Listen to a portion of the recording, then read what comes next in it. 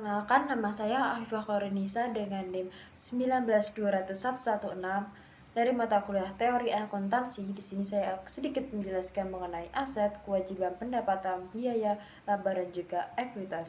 Langsung saja kita ke aset. Aset merupakan benda yang harus dimiliki seorang atau badan usaha dan karakteristiknya yaitu memiliki manfaat ekonomis.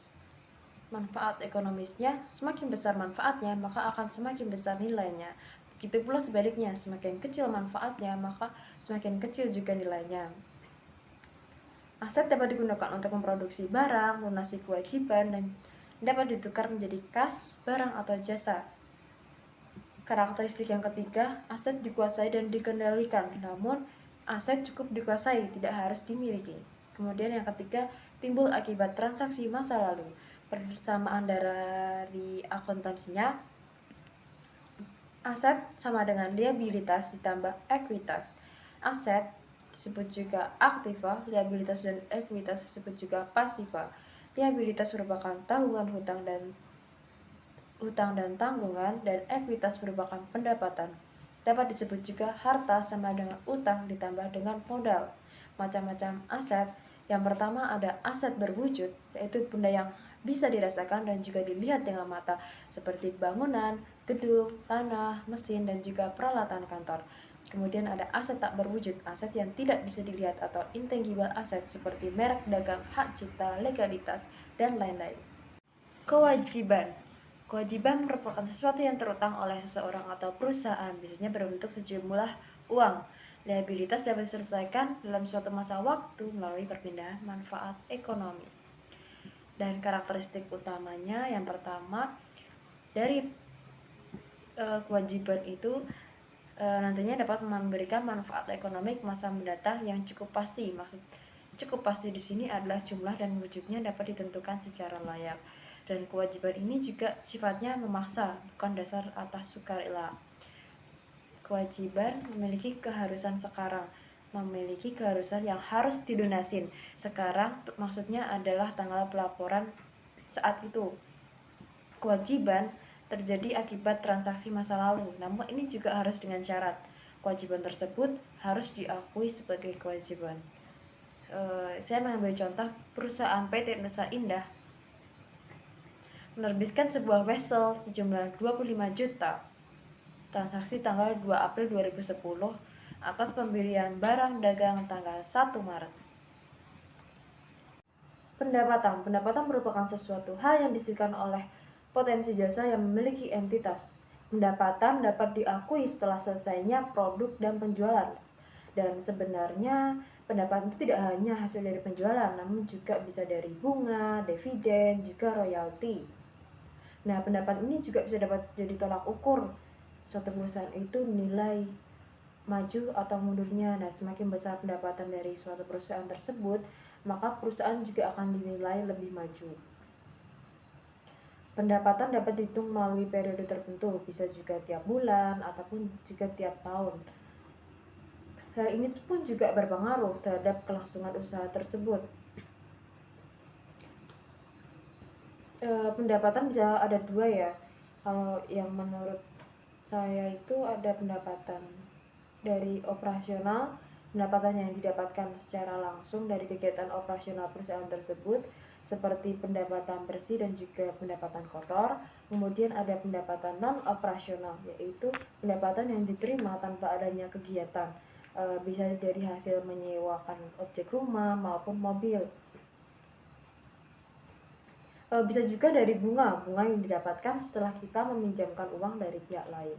Biaya merupakan pengorbanan sumber ekonomi untuk memperoleh aktiva, dan maksudnya jumlah biaya yang kita keluarkan untuk menghasilkan suatu produk dan jasa milik kita. Dalam neraca biaya itu ada dua ya, biaya yang belum terpakai dan juga biaya-biaya yang akan beri manfaat di masa mendatang berupa aktiva. Pengukurannya ada tiga. Yang pertama ada cost historis, yaitu jumlah kas atau setara untuk memperoleh aktiva, seperti biaya gedung, biaya peralatan, dan juga asuransi dibayar di muka.